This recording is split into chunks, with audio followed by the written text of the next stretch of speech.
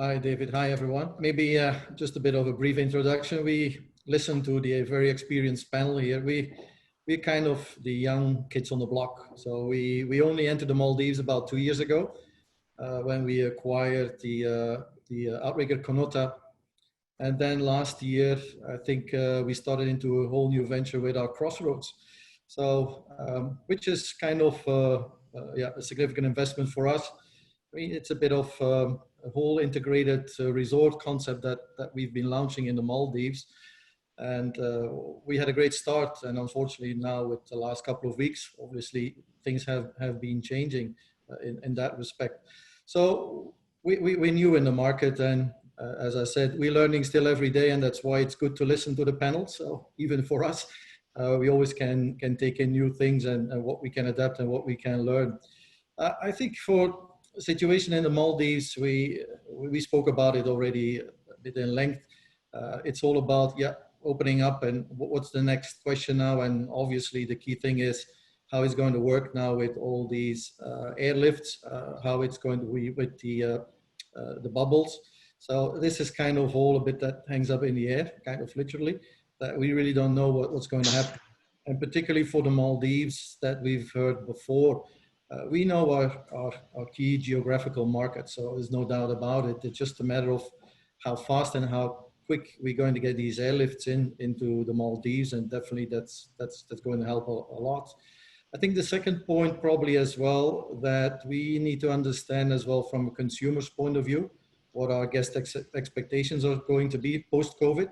I'm sure there will be some changes somewhere, somehow, and I think all hoteliers, we are preparing for it, and we assume that that's what a guest or a consumer might ask. And to be very honest, I don't think we're very sure about it. So we will have to see till the first guest come through the door, and they will tell us clearly, this is what we expect from you, from your services, and what you're providing to us. So for us, just to come back on Crossroads, we are still assessing a bit the situation as it goes along, and then we will make a decision there how we want to progress and how we want to move forward in the next couple of weeks. So we're waiting a bit, like what we've heard from Abdullah earlier on, a bit on the announcements from the government, and we're going to get along. So at least there's positive news. It's opening up. I think globally as well.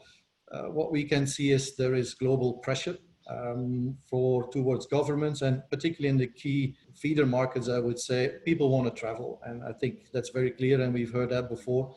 They want to get out, they want to go back to their places they've been before, and they want to have experiences. Most of them are repeated guests, and Maldives has quite a bit of a repeated business as well, and they are really kind of customers that they want to come back as soon as possible.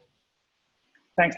We're talking about customers. We've talked a lot about the luxury end of the market, which is really what the Maldives is known for. But the concept of Crossroads and there's the emerging there's an emerging concept of affordable luxury. But it's not really an emerging concept, but that's a concept that you're looking at. How do you see that in the mix going forward for the Maldives? Yeah, I think the affordable luxury, it's all about experiential traveling, and people might say it's a bit too commercialized, the word, but at the end of the day, and I think it revives and it comes up again, and that's what we can see as well. And from the feedback that we've been receiving from initial bookings that's coming back, particularly the Maldives, this is definitely what they're looking for. I think it needs to be convenient, I think accessible, if we call it kind of affordable luxury. And I think the key is people want to share. They want to share their experiences, and probably one of the best places in the world to do it is the Maldives, because not everybody has access to it. And that's definitely kind of, I would say, a high note and kind of an advantage that I can see for the Maldives towards in that space. Affordable luxury is not about once a lifetime. It's not about a honeymoon. It's not about couples, but I think affordable luxury could also be extended to families. We can see a lot, and particularly in Asian markets, that families want to travel. And if you can take your parents and your family, the whole family with you on an overseas trip, and particularly to the Maldives, it's a kind of an affordable luxury. You've been working hard for it, and you want to take your family there. So they are kind of the markets that you can really see that is evolving. Um, it's very obvious after this weeks of lockdown that we can see indoors, people are looking for travel opportunities, and it's clearly in that space the experiential tourism will surface again, and it's very strong. It's very strong. So it's all about that people want to spend in one trip to get as much as possible experience as they can. So that's different of a trend that we can see. And for us in Crossroads, that's definitely the way we strategize, the way we build Crossroads. It's very much gearing to those markets, kind of affordable luxury. We want to have all different experience in one environment and contain it into that environment. And that goes from shopping, leisure activities, water sports, it's a kind of a condensed package. But you have it kind of all in the vicinity and the surrounding close to you. So that's how we saw it, and coming into the markets with our affordable luxury. Thanks. In terms of, there's a lot of talk of travel protocols. In fact, I'd say 70% of the questions that have been coming through on the Q&A are about health and hygiene.